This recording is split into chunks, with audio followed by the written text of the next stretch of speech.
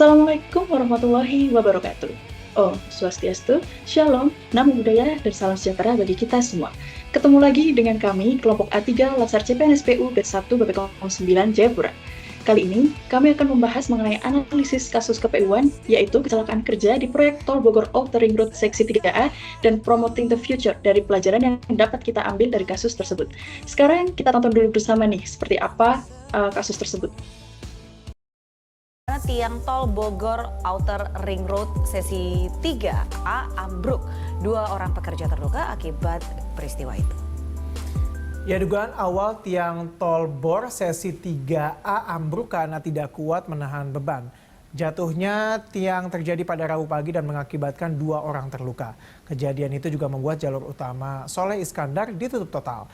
Nah, itu dia video mengenai kecelakaan kerja di proyek Tol Bogor Outer Ring Road Seksi 3A. Seperti biasa, kami kelompok 3A akan menyampaikan analisis kami satu persatu, urut dengan absen kami. Jadi kita mulai dari Kak Alfian. Untuk Kak Alfian, dipersilahkan. Terima kasih. Nah, berdasarkan video yang telah kita saksikan tadi, yang terjadi pada tanggal 10 Juli 2019, terjadi kasus kecelakaan kerja di proyek Tol Bogor Outer Ring Road Seksi A3, di mana backing atau formwork spearhead nomor 109 ambruk saat proses pengecoran beton yang disebabkan oleh desain dan pemasangan shoring atau formwork yang tidak memadai. Tokoh-tokoh yang terlibat dalam kasus ini adalah yang pertama, PT PP Persero Tbk sebagai penyedia jasa. Yang kedua, PT Indeka SO sebagai penyedia jasa. Yang ketiga, Kementerian PUPR sebagai pemilik pekerjaan. Dan yang keempat, Komite Keselamatan Konstruksi atau ketiga sebagai pemimpin rapat investigasi.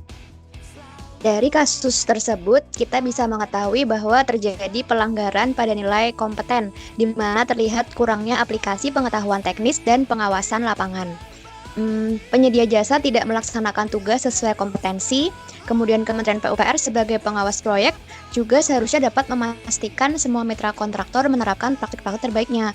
Nah, ASN yang berkompeten tentunya akan mengidentifikasi potensi risiko, seperti shoring yang tidak kuat, dan juga menuntut mitigasi seperti uji beban pra pengecoran atau stimulasi digital, serta menerapkan lesson learned dari proyek-proyek sebelumnya.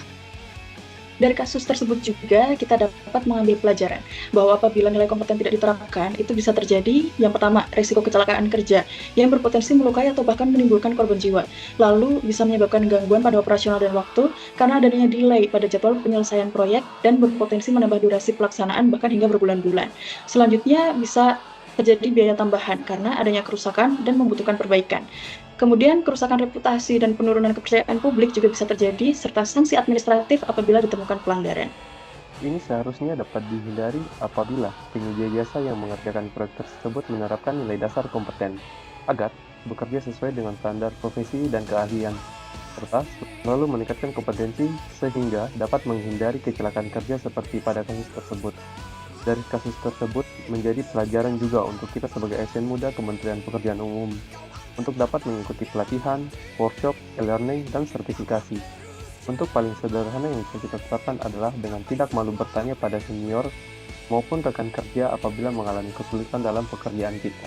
Saya sangat sependapat dengan Kak Andika tadi. Kalau sejak awal nih kita menerapkan nilai kompeten, maka risiko kecelakaan kerja bisa dicegah. Kemudian juga progres konstruksi dapat berjalan sesuai jadwal dan tidak akan muncul biaya tambahan untuk perbaikan darurat maupun penalti. Dengan begitu, anggaran tetap terkendali. Penerapan nilai kompeten dari awal juga berarti kita menjaga keselamatan, kualitas, ketepatan waktu, serta efisiensi biaya, sekaligus memperkuat reputasi semua pihak yang terlibat dalam proyek. Sebagai CPNS, kita dapat mempromosikan budaya kompeten dalam lingkungan kerja dengan menjadikan diri kita sebagai teladan atau lead by example.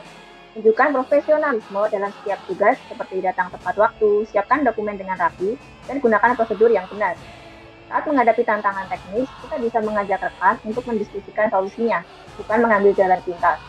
Dengan begitu, kita dapat kompetensi diri juga menularkan semangat belajar, inovasi, dan keandalan mewujudkan ASN yang benar-benar kompeten sesuai nilai berakhlak. Kasus ini juga dapat dihindari jika kita menegakkan standar teknis, bukan mengikuti tekanan politik, untuk mempercepat proyek tanpa melihat keselamatan. ASN juga perlu adaptif pada teknologi, seperti drone atau sensor beban real time.